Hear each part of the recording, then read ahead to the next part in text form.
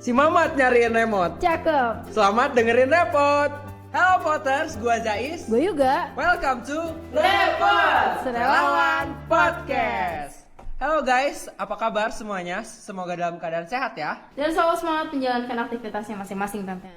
Hai Yuga, apa kabar? Alhamdulillah sehat seperti kemarin. Zais apa kabar? Alhamdulillah, luar biasa. Allahu Akbar. Semangat terus ya Sia. Harus dong. Tapi sebelum kita mulai, tadi di awal kita bilang Potters. Potters itu apa sih? Nah, jadi Potters itu panggilan kesayangan dari kita untuk para pendengar setia Repot.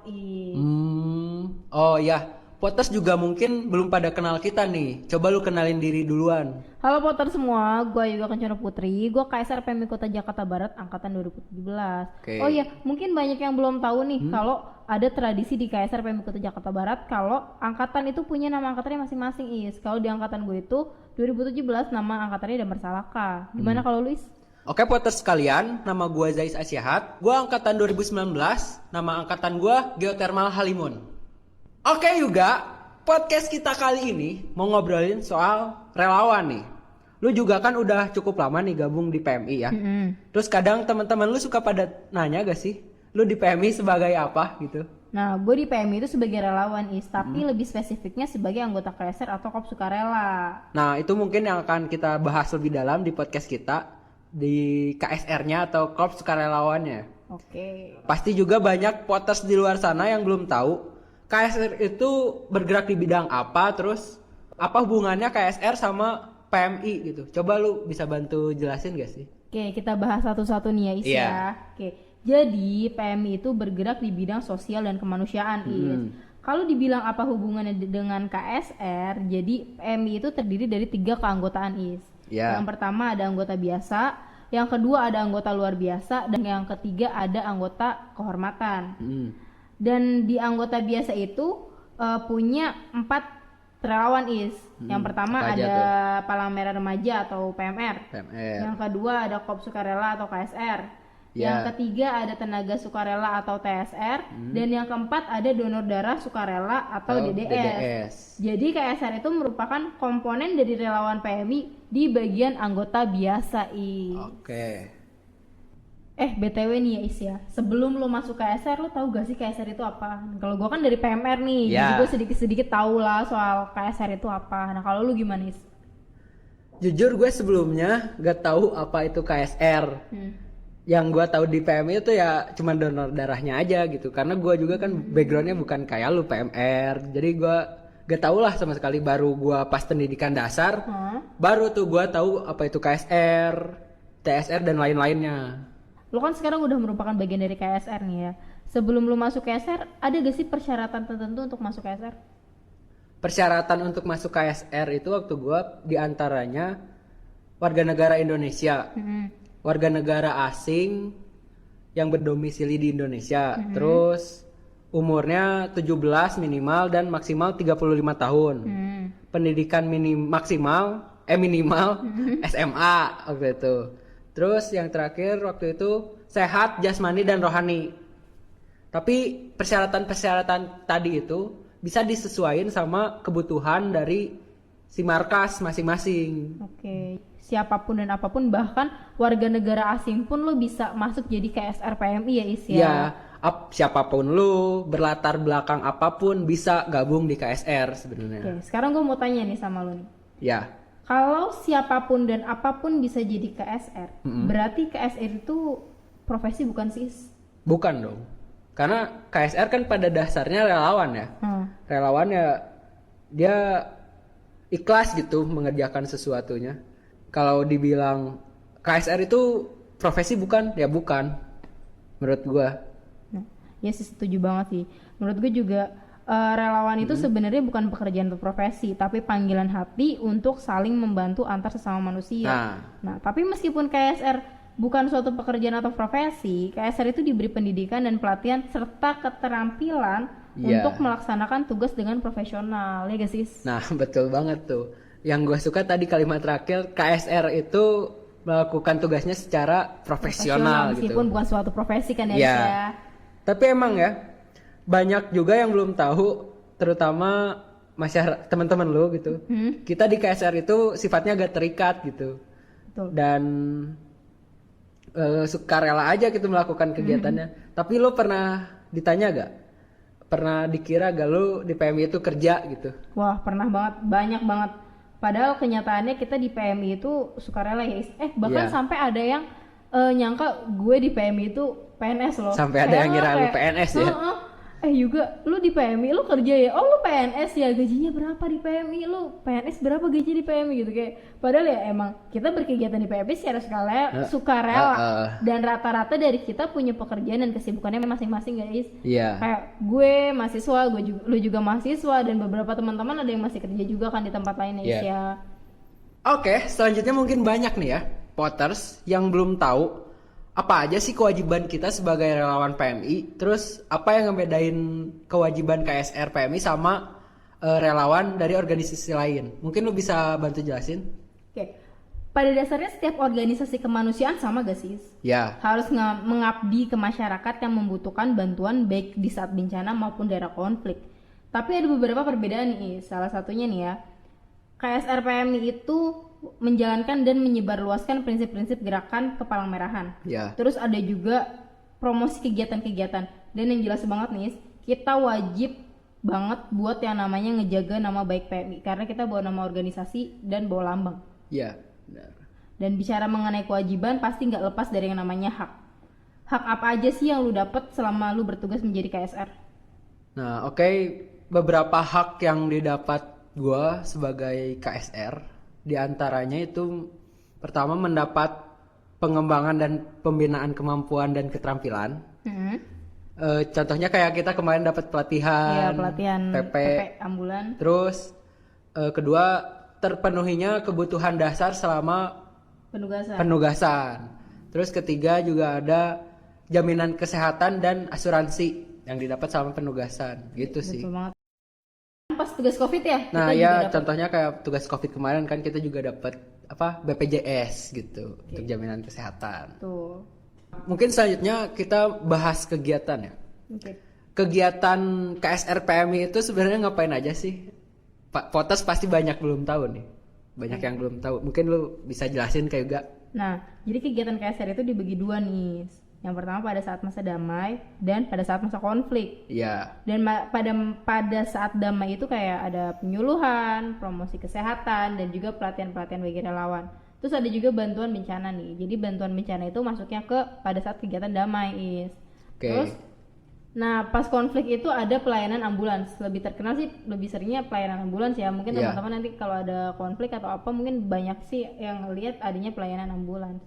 Ngomongin pelayanan ambulans, ada salah satu cerita nih, pengalaman yang gak akan gue lupain. Boleh cerita kali ya? Asik gak nih? Asik dong. Ya udah lanjut dong kalau asik. Cerita nih ya. Kalau nggak asik gak usah. Asik kok asik. Jadi pengalaman waktu tugas di dampak gangguan keamanan Pilpres tahun 2019 Jadi waktu itu gue sempat tugas jadi tim ambulans sama beberapa teman-teman di PMI. Iya. Pas itu kejadiannya pas banget bulan puasa. Gue inget banget itu bulan puasa Ramadan. Jadi tiba-tiba malam itu emang udah chaos nih. Pas abis sahur tiba-tiba dapet telepon sama markas. Juga tugas ya untuk ambulan untuk keamanan Pilpres. Oh iya kak, akhirnya abis sahur langsung ke markas. Kita kumpul, kita di briefing dulu, kita posisinya sebagai apa, kita ngapain di sana. Dan akhirnya kita datang, kita langsung ke TKP. Kita ke TKP pagi tuh, tapi asap udah ada tuh, asap bakar-bakar ban segala macam udah ada kan. Jadi tapi belum sekeos siang. Nah makin siang makin chaos dan bahkan kita ngelihat di depan mata kita itu mobil petugas polisi yang dibakar. Waduh. Dan itu mulai chaos banget dan akhirnya driver kita Bang Irfan Batak waktu itu yang tadinya kita ada di kerumunan chaos itu akhirnya kita Bang Batak mutusin untuk minggir dan untuk mundur buat biar nggak berada di tengah-tengah kerumunan massa yang menyelamatkan gitu. diri menyelamatkan dulu diri gitu. Nah kan posisi kita kan sebagai first aider kita harus menyelamatkan diri dulu kan baru orang lain. Itu sih yang paling gue ingat. Dan Jais gimana? Sebelum ke gue mau nanya dulu. Apa tuh? Tadi lu berangkat kan habis subuh, habis sahur. Betul. Kalau lu dapet izinnya bisa gampang banget gitu dari orang tua padahal kan cewek. Yang pasti sih selama lu tugasnya jelas, lu ngapain, lu pergi kemana, orang tua ngizinin sih.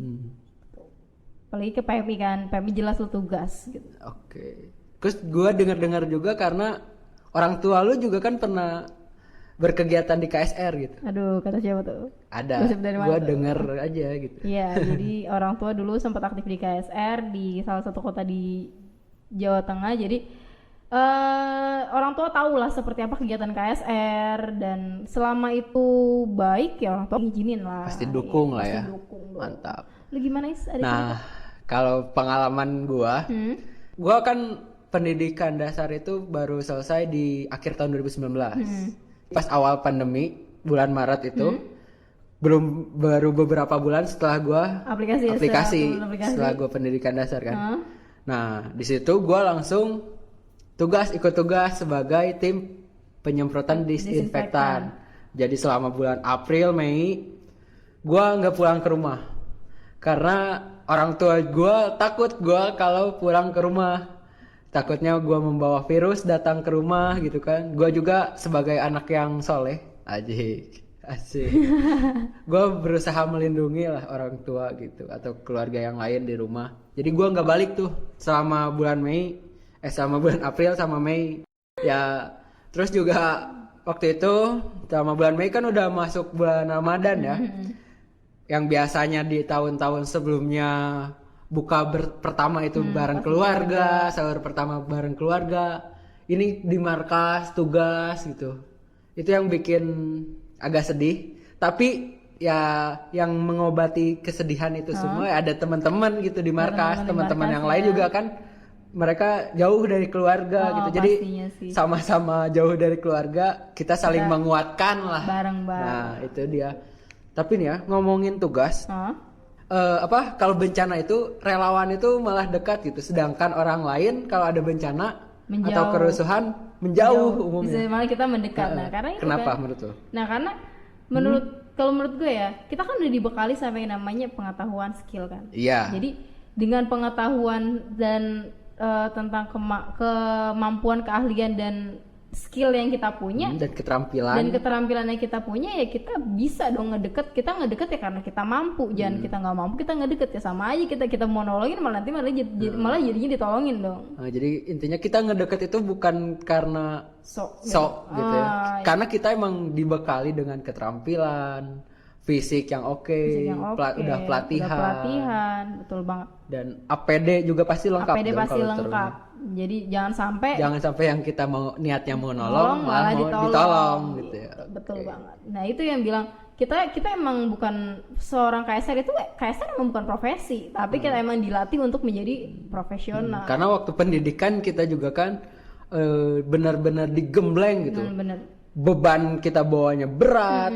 Malam-malam kita dibangunin lagi enak-enaknya tidur, disuruh simulasi evakuasi di air lagi kan, dingin-dingin. Kita benar-benar dihadapkan pada situasi yang benar-benar terburuk yang akan kita hadapi di penugasan. Dan gitu. Karena kita juga nggak tahu kan bencana kapan datangnya, konflik kapan adanya gitu kan. Iya. Jadi kita harus dididik untuk selalu siap itu. Betul banget. Oke, Potters, tadi kita udah bahas penjelasan tentang KSR, persyaratan untuk menjadi KSR, hak dan kewajiban, sampai kegiatan dan pengalaman dari Yuga dan gua. Betul banget, Is. Jadi sebenarnya KSR itu ternyata bukan sebuah profesi yang banyak orang pikirin ya. Iya. Jadi KSR itu relawan di bawah naungan PMI, di mana banyak banget ilmu yang bisa lo serap dari kegiatan yang bisa lo ikutin. Tuh. So kalian bisa banget nih jadi bagian dari KSR. Dan buat Potters yang masih mahasiswa dan mau bergabung jadi KSR, bisa loh join di perguruan tinggi masing-masing. Banyak banget kegiatan-kegiatan keren. Selain berkegiatan di bencana, juga ada kegiatan untuk meningkatkan keterampilan, kreativitas, dan juga kapasitas. Salah satunya yang dilakukan oleh KSR UNS ini. Mereka mengadakan volunteer week rutin per 2 tahun sekali untuk meningkatkan kreativitas dari relawan-relawan muda di seluruh Indonesia. Mungkin itu aja pembahasan tentang KSR kali ini. Sebenarnya masih banyak banget nih pembahasan yang mau kita bahas, tapi akan terlalu panjang kalau semuanya dimasukin di podcast ini. Nah, buat teman-teman yang masih kepo soal KSR, bisa tanya-tanya di kolom komentar, atau bisa juga follow akun sosial media kita di Instagram @pmijakbar, Dan jangan lupa untuk like dan share video ini. Dan juga komen untuk saran-saran dan ide-ide repot selanjutnya. Gue juga. Gue Zais, salam kemanusiaan. See you next repot. Bye-bye. Bye. Bubur sum-sum dikunyah-kunyah. Cakep. Assalamualaikum semuanya.